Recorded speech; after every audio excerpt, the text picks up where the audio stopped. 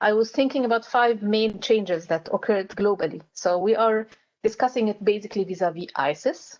So if someone criticizes you and say this is the worst time to talk about the caliphate with ISIS, I think it's the opposite. It's the best time because we want to basically it's trying to legitimize what we all believe in. So this is the best time. The second thing is actually the failure of the nation state that is not admitted by many, that is recognized by some.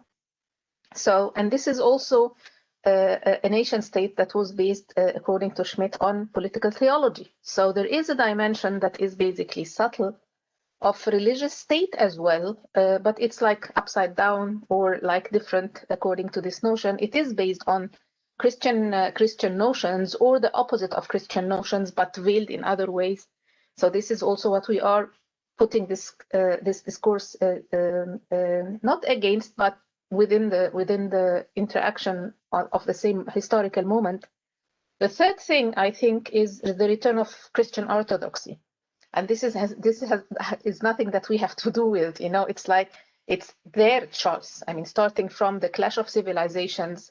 Actually, we will give more attention to the clash between Islam and the West, but actually Huntington mentioned the Orthodox world as well, and consider it to be a civilization. And now there is an emergence that actually I was very interested in. I became interested in since 2012 with the unification of the different churches in Egypt that have so many differences amongst them when there was a rise of Islamism, and it seems that they realized that they have to unite in a way. And then the spread of different networks, and the rise of the Christian Orthodox Church in Russia.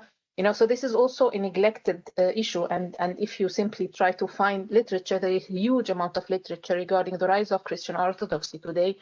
But more attention was given, of course, because of the big brother in the United States to evangelical groups and Christian Zionism. You know, more attention was given basically to America's basically rise of this type of Christianity. But actually, the Orthodox Christianity of the East is on the rise. And if we are going to bring in this discourse, it has to do a lot with the body of knowledge that was basically produced in the East, not in the West, with all due respect to the new generations and the presence of Muslims in the West. The fourth dimension is genocide and herbicide. We are not talking about this in time when everything is peaceful and Muslims are weak, but not touched, you know, so why bring this topic back?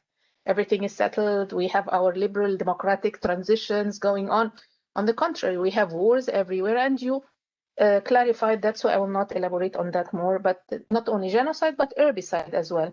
And when Trump threatens that if Iran does not behave, he will bomb all the monuments and the historical sites of Iran. I mean, this is a declared war. Yani, these are not how do you call it, conspiracy theories, or these are facts. Just read the news. Yeah. The fifth dimension is actually the resurgence of monumentalized identities. So in the case of Egypt, we have now emerging voices. I can't call them groups or movements, but emerging voices that are saying we are Egyptian. We're not Arab. We shouldn't consider Islam to be the main thing. We are just Egyptians. And of course, the Egyptian Copts are very happy with such a discourse. And the state also is trying to undermine its Islamic nature because of the overstating of Islamic nature by Islamists during the time of the Muslim Brother. A sort of presence, a strong presence, I wouldn't say rule, in Egypt 2012 and 13.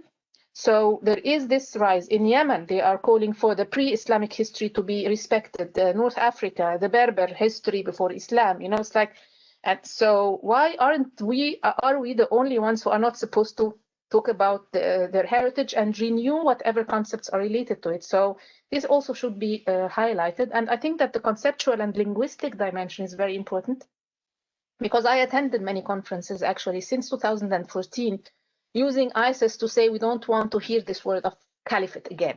You know, it's like, who are you to decide which language I use?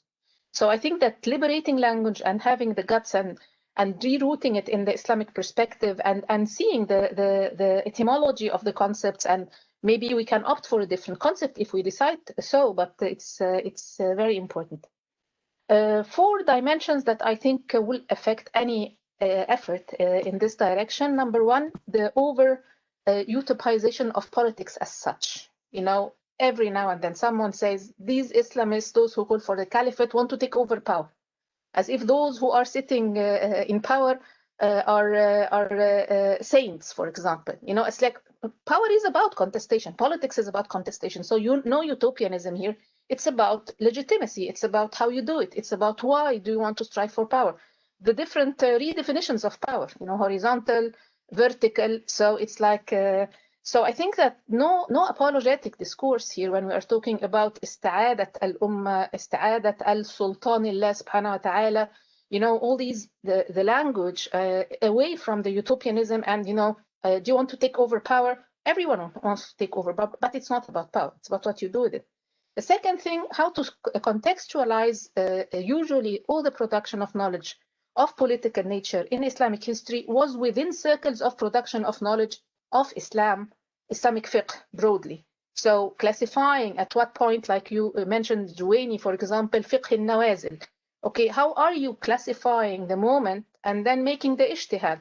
So you are not only asking some sheikhs here and there to join the discussion, but you have to see how the Islamic knowledge, the religious knowledge itself is being produced, and where are you going to situate yourself within this realm. This is also very important. The economic and high financed level is very important to consider, because we're not talking only politics and society.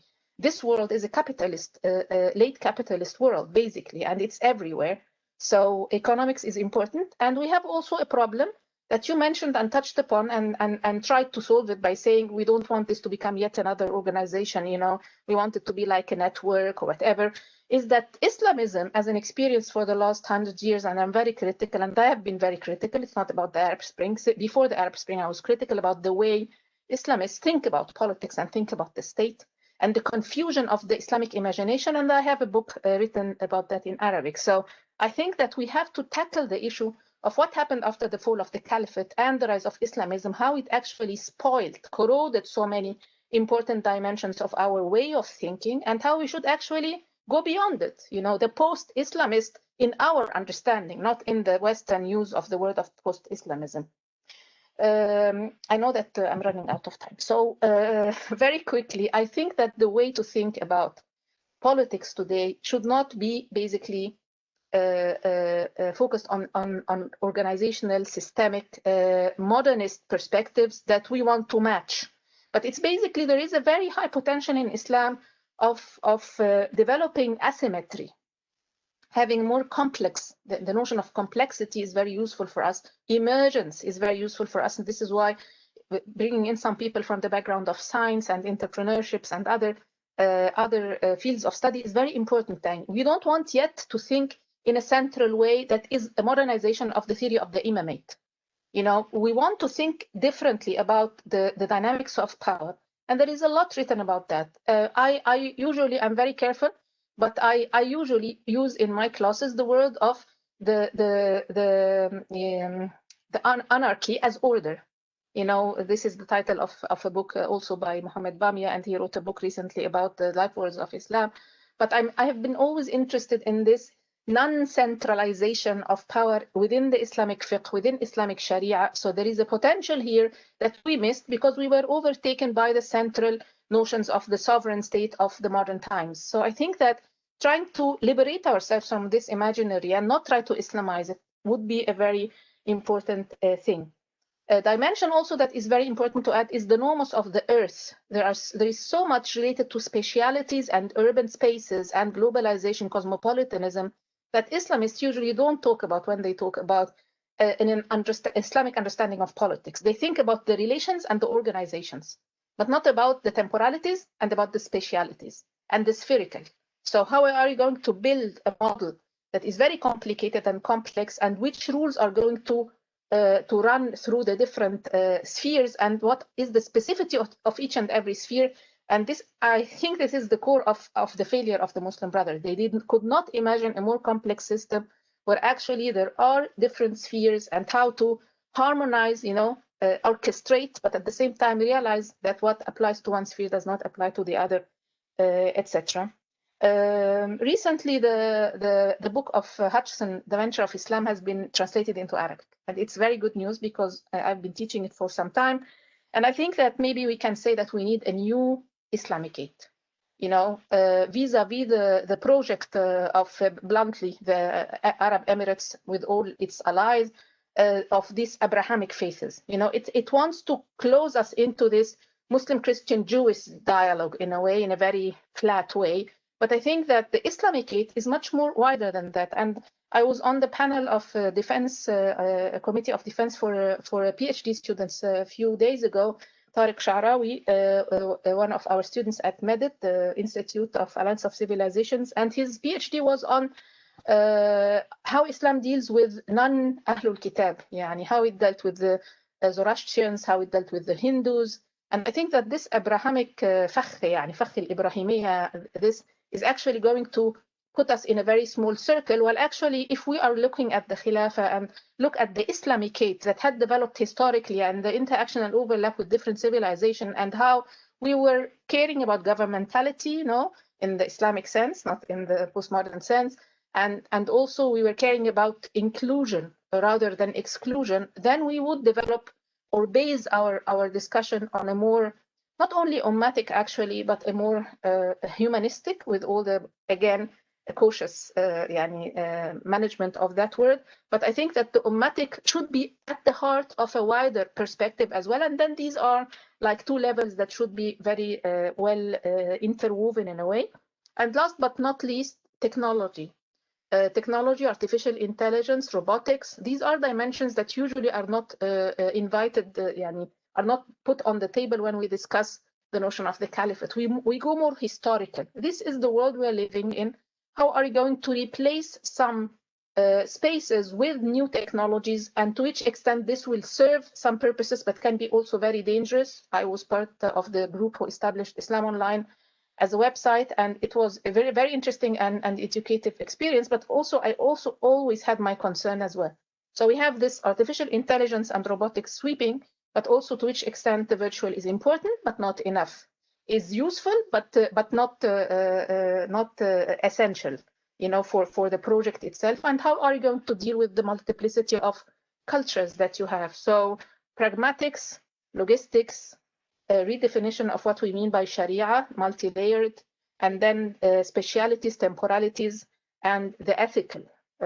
I think these are like some keywords that I want to cushion your argument with so that it can develop further.